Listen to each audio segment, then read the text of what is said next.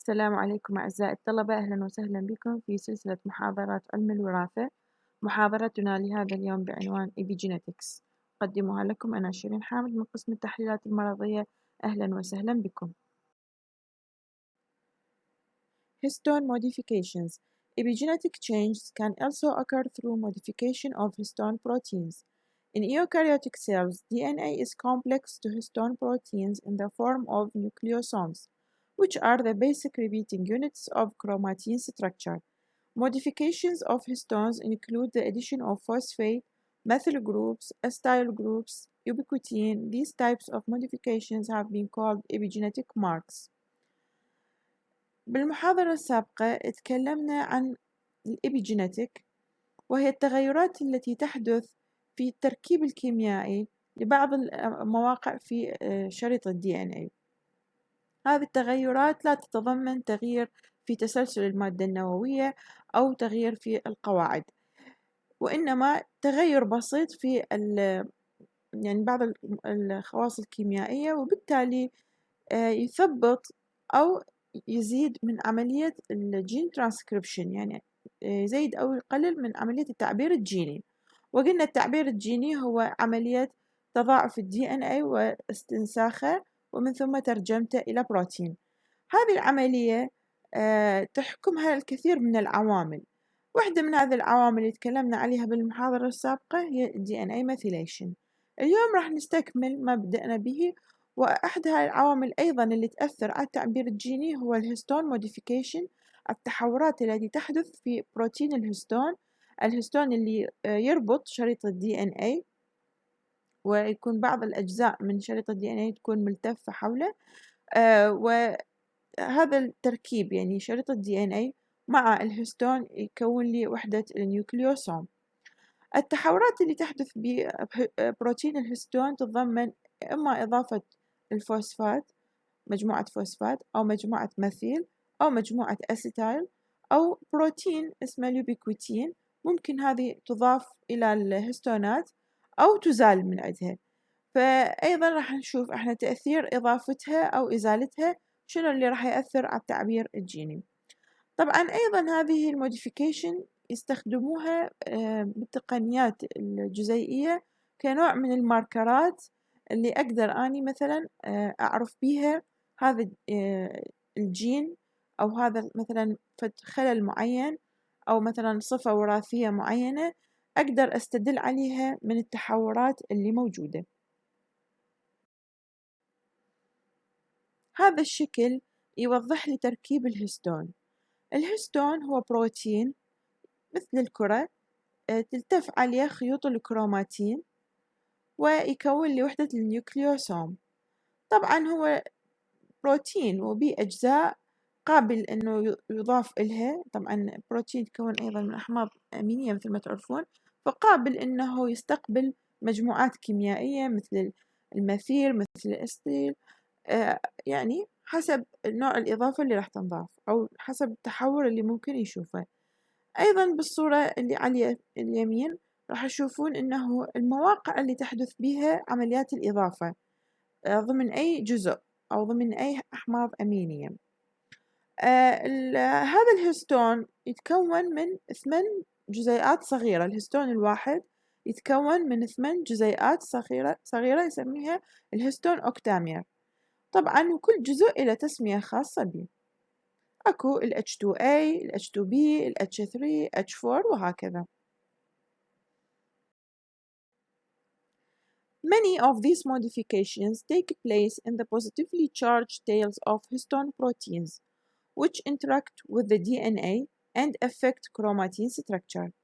Modifications can occur at different amino acids on different histones and create more than 100 unique potential changes in the histones. Many of these modifications alter chromatin structure and affect transcription of genes. They may also serve as binding sites for proteins such as transcription factors that are required for transcription. طبعا أول شي لازم احنا نعرف موقع هذه التحورات وين يكون في يعني الجزء الموجب من التيلز للبروتين، بروتين الهستون. طبعا هذا الجزء هو اللي راح يتفاعل مع شريط DNA ويغير لي يعني طبيعته الكيميائية. وبالمناسبة إنه هو ممكن تحدث عملية الموديفيكيشن لأكثر من موقع، يعني مو شرط موقع واحد، ممكن أكثر من موقع، وبالتالي ممكن يخلق لي 100 تغيير كيميائي يحصل. وهذه التغييرات يعني العديدة أكو بيها من توقف عملية الترانسكريبشن، وأكو بيها تزيد عملية الترانسكريبشن، مثل ما تكلمنا بالDNA ميثيليشن وشلون عوامل الاستنساخ تجي ترتبط بمكان معين والميثيل جروب تجي تمنعها. أيضا هنا هي نفس الفكرة، إنه هذا الارتباط بهذا البروتين ممكن يجذب عوامل الاستنساخ وبالتالي يزيد عملية الاستنساخ، أو ممكن يبعد عوامل الاستنساخ ويمنع عملية الاستنساخ وبالتالي الترجمة. إذا هذه التحورات يعني تؤدي إلى يعني شلون نقول تغيير في طبيعة الكروماتين الكيميائية، وبالتالي تأثر على التعبير الجيني. وأرجع وأقول هي ما تغير أي تسلسل بالقواعد النيتروجينية، يعني إحنا ما راح تتغير عندنا تسلسل الشفرة الوراثية، ولذلك إحنا هذا النوع من التغيرات أسميه تغير لا جيني، يعني epigenetic. The addition of acetyl groups. Addition of acetyl groups to amino acids in the histone tells histone acetylation. Generally destabilize chromatin structure, causing it to assume more open configuration and is associated with increased transcription. إضافة مجموعة الأستايل إلى الأحماض الأمينية اللي تكون الهستون راح تخلي الكروماتين أقل ثباتية، وبالتالي ممكن أو يسمح لشريطي DNA بالانفكاك والتضاعف ومن ثم الاستنساخ والترجمة.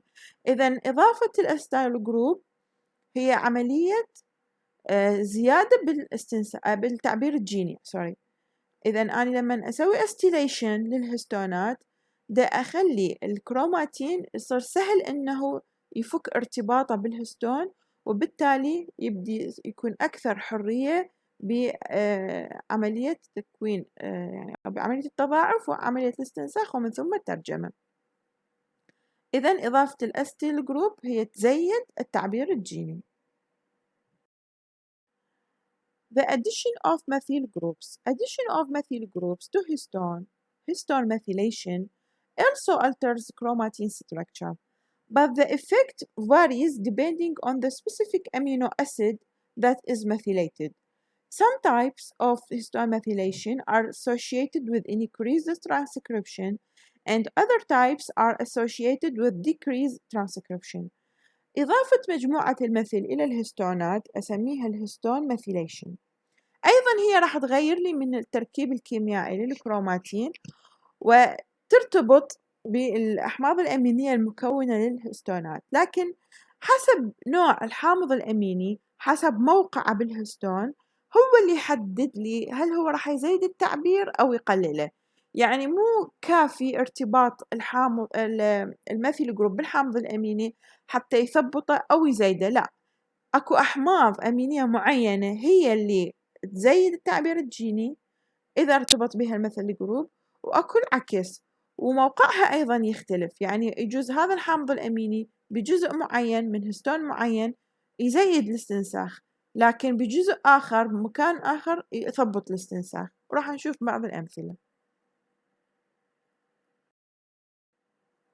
For example, the addition of 3 methyl groups to lysine 4 in the histone 3 is often found near transcriptionally active genes. Methylation of lysine 36 in the histone 3 is also associated with increased transcription. On the other hand, the addition of 3 methyl groups to lysine 9 in histone 3 or to lysine 20 in histone 4 is associated with repression of transcription. هنا عندنا مثال أو أمثلة على إضافة مجموعة مثيل ثلاثية إلى حامض الأمين اللايسين الرابع في الهستون الثالث. هنا نشوف أنه إذا تواجد المثيل جروب بهذا الحامض الأميني فراح يكون الجين أكتف. يعني شنو أكتف؟ يعني يصير به عملية استنساخ، وبالتالي يزيد تعبيره. وأيضا عندنا مثيلة الحامض الأميني اللايسين رقم 36 بالهستون الثالث، أيضا تزيد عملية الاستنساخ، في حين ارتباطه المثيل جروب بنفس الحامض لكن رقم 9 ورقم 20 بالهستون الرابع يقلل من عملية الاستنساخ. يعني هنا عندي نفس الحامض لكن بمواقع مختلفة، مرة زيد الاستنساخ مرة قلله. فهذه يعني الأرقام مطلوبة تحفظوها مثل ما هي. Histone modifications are added and removed by special proteins. The polycom group is a large group of proteins that repress transcription by modifying histones. These modifications alter chromatin structure so that DNA is not accessible to transcription factor, RNA polymerase, and other proteins required for transcription. أيضا أكو نوع من أنواع البروتينات اللي ترتبط بالهستون نسميها polycom group. هذا النوع من البروتينات لما يجي يرتبط بالهستون راح يمنع DNA من جذب عوامل الاستنساخ وجذب وأيضا منع من جذب إنزيم الRNA polymerase وأي بروتين يستخدم في عملية الاستنساخ كلها يمنعها، وبالتالي راح يصير تثبيط لعملية الجين ترانسكريبشن أو الجين اكسبريشن. إذن هذا النوع من البروتينات هذا بروتين، هذا مو مجموعة مثيل أو أستيل، هذا مجموعة بروتينات ترتبط بالهستون وتوقف عملية تضاعف أو استنساخ DNA. Ubiquitination of histone. Histone modifications not only affect transcription, but can also influence other molecular processes such as DNA repair and cell cycle checkpoint signaling. For example, ubiquitination of histone H2B is required for repair double-strand breaks in DNA. This modification leads to other histone modifications, such as methylation of lysine 79 of histone 3. These modifications alter chromatin structure and allow access by proteins that repair double-strand breaks. أيضاً أكو تحور آخر هو إضافة نوع من المواد البروتينية نسميه اليوبيكويتين. هذا النوع من التحور هو ما له علاقة بزيادة التعبير أو تقليل من التعبير، هذا له علاقة بالDNA repair، تصليح الDNA أو إصلاح الDNA والسيل سايكل تشيك بوينت. إذا تتذكرون أول محاضرة أخذناها أو ثاني محاضرة كان موضوعها السيل سايكل والتشيك بوينتس، النقاط اللي تسيطر على عملية الانقسام الخلوي، وقلنا إنه DNA أحيانا يتعرض إلى أضرار، من هذه الأضرار تكسر، يعني DNA ممكن يصير له دمج، فإحنا نحتاج إنه قبل ما يدخل عملية السيل سايكل إنه يصير له ريبير إصلاح. فأكو أيضا بروتينات وأكو أيضا عوامل تنظيمية أخرى اللي هي تخلي DNA يبدي يصلح نفسه، فمن ضمنها هي إضافة اليوبيكويتين بروتين إلى الهستون اللي تسلسله أو رقمه H2B يسمح للهستون أو عفوا يسمح للكروماتين أو DNA إنه يصلح نفسه. طبعا هذا النوع من التحور يعني أيضا راح مثل السلسلة هو يجذب تحور ثاني اللي هو ميثيليشن لايسين رقم 79 بالهستون الثالث. أيضا هذا التحور راح يساعد بزيادة عملية إصلاح DNA. طبعا لازم يكون هنا شريطين DNA صار لهم البريكس، يعني هنا مو كسر بشريط واحد، لا، هذا التحور له علاقة لما يكون شريطي DNA بهم دبل بريكس. Cytoplasmic inheritance lecture 12. Cytoplasmic inheritance is the transmission of genes that occur outside the nucleus. It's found in most eukaryotes and is commonly known to occur in cytoplasmic organelles such as mitochondria and chloroplasts, or from cellular parasites like viruses or bacteria. الوراثة السيتوبلازمية معناها انتقال الصفات الوراثية الموجودة في جينات خارج النواة من الآباء إلى الأبناء. طيب هذه الجينات هي ما موجودة بالنواة، موجودة بالسيتوبلازم. منين جتي هذه الجينات؟ هذه السيتوبلازم يحتوي على organelles، عضيات. بعض العضيات إلها DNA خاص بها يتضاعف ويترجم بمعزل عن DNA الجيني أو DNA الموجود داخل النواة.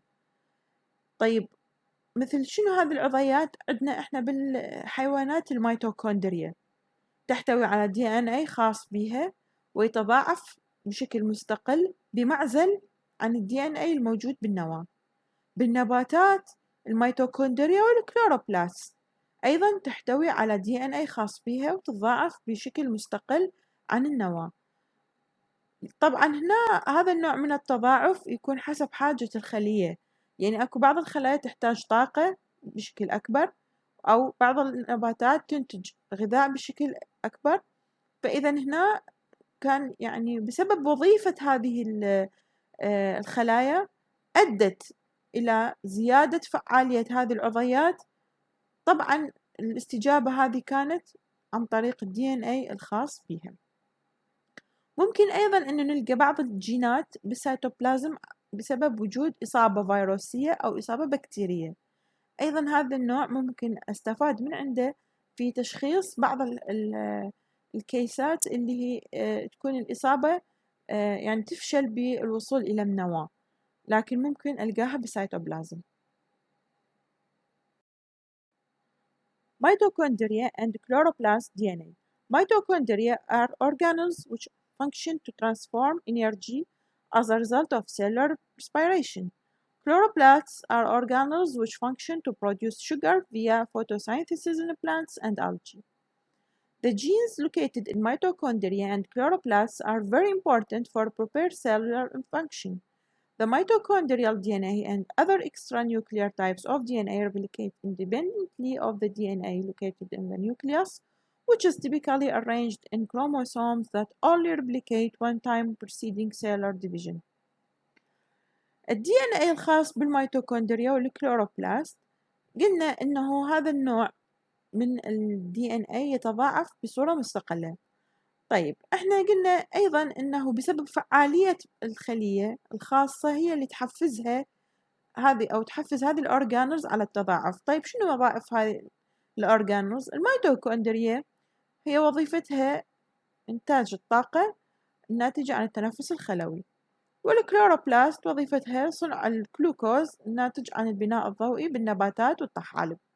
إذا هذه الوظائف المهمة تحتاج إلى وجود عضيات بشكل أكثر، وهذه العضيات تستجيب لهذه الوظيفة عن طريق التضاعف الخاص بها أو تضاعف DNA مثل ما قلنا بشكل مستقل عن تضاعف DNA الموجود بالنواة. Mitochondrial disease are inherited from the mother, not from the father. Mitochondria with their mitochondrial DNA are already present in the egg cell before it gets fertilized by sperm.